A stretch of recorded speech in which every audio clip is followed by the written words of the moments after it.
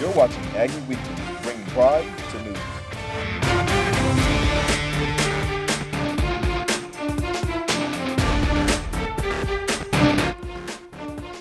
Hello, and welcome to Aggie Weekly, where we bring pride to news. I'm Lauren Everett. And I'm Jatori Bartell.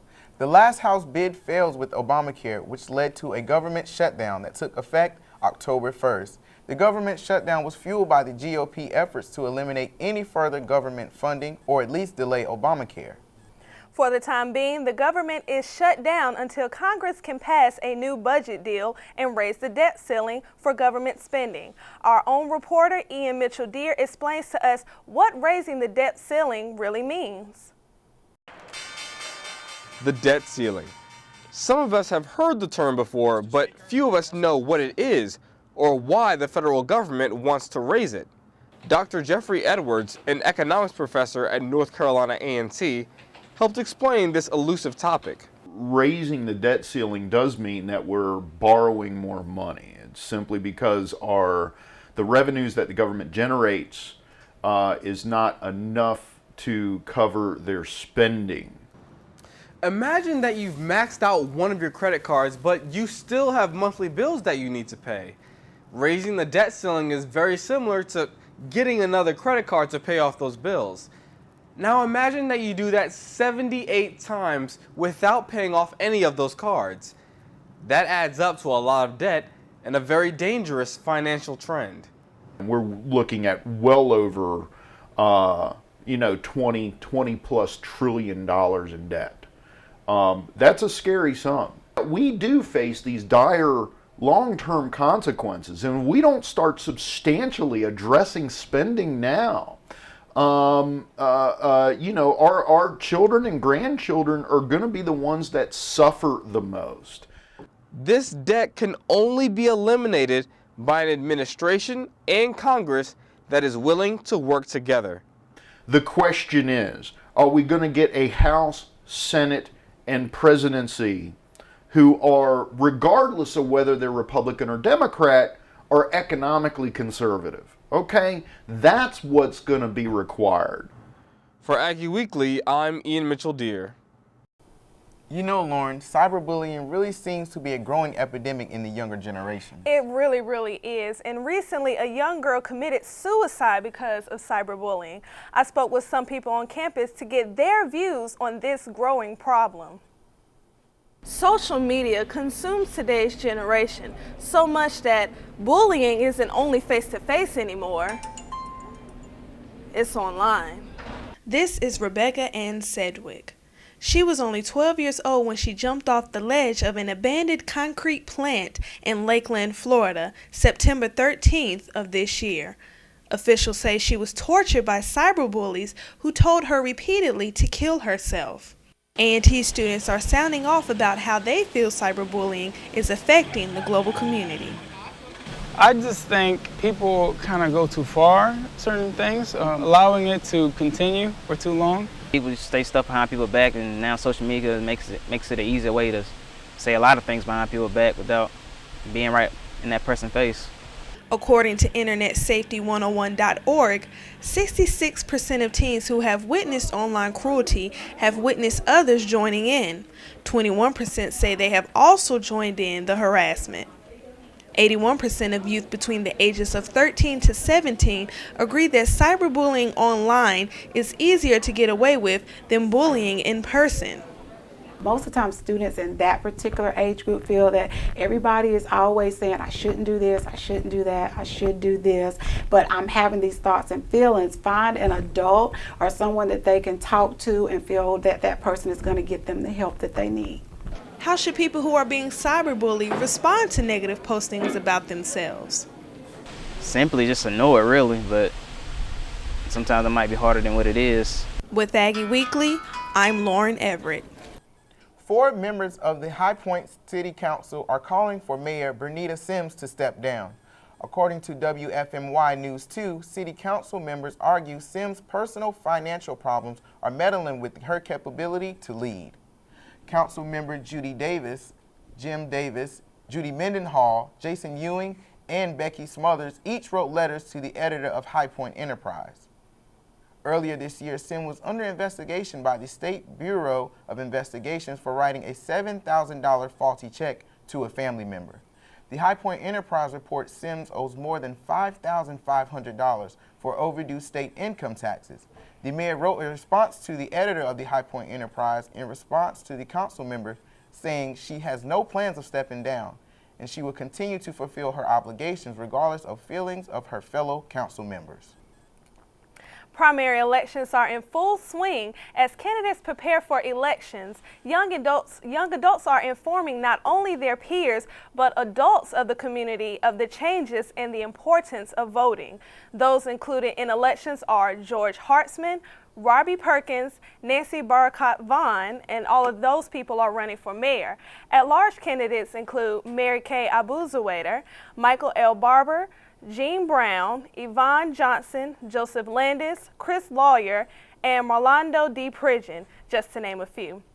In total, there are 25 candidates running in this year's primary, with A&T's very own Jamal Fox and Aggie alumni Jim Key. Voting for primary elections will take place on October 8th for early voters on the first floor of the old courthouse. Absentee office from 8 a.m. to 5 p.m. and the election office from 10 a.m. to 1 p.m. General elections will be held on November 5th at the same location and time. For more information on rides to the polls, call the Unifor Collaborative at 336-456-0344. Coming up next, find out about the new farmers market on North Carolina A&T's campus. And we will see what city council candidates have for NC A&T students in mind. All that and more when we return. The College of Arts and Sciences is the largest college at North Carolina A&T in terms of students, faculty, and number of courses taught. Our students gather to research the causes of climate change and meteorology, study human depression and social work and biology, and perform on Broadway. The university and community relax in the cradle of arts and sciences through WNAA, the University Gallery, our HDTV studio, and the award-winning University Marching Band. Visit us online. Welcome back to Aggie Weekly. The bad health status of Americans has many people seeking a healthier lifestyle. Now, a way to have a better diet has come to A&T's campus for students and faculty to enjoy. Zara Savage has more on the story. Come out, support the farmers market. NCAT students came out Saturday even though the weather was less than perfect. The first ever campus farmers market provided students with a chance to buy fresh produce without having to travel far. Well, sweet potatoes $1 a piece, bell peppers $1, muscadines $3, okra $1, and honey is $10. The campus farmers market came from the idea of sophomore Kayla Harris. I started it last year, my freshman year. It was a build off of an idea in English class that turned into a huge project. With the hope to make Aggies healthy, the farmers market was a huge success. Students came out and learned about food, bought food, and as a parting gift, even got Chipotle. For sophomore Mia Sims, the farmers market is a change the campus needs. So knowing that I have access to food that isn't contaminated or tainted is awesome. About 90 students came out to the market. The next one will be held in October. If the market were to continue, it would be the first sustained farmers market on an HBCU campus. Reporting for Aggie Weekly, Zara Savage. City Council candidate for District 2, Jamal Fox, is an A&T professor in the Political Science Department. He shared with us what exactly he wanted to do for students here at A&T.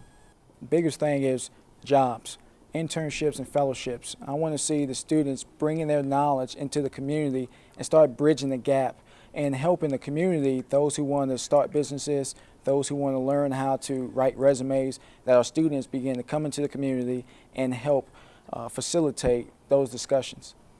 If you would like to know more about Jamal Fox's campaign, visit his website at www.jamalfox.com.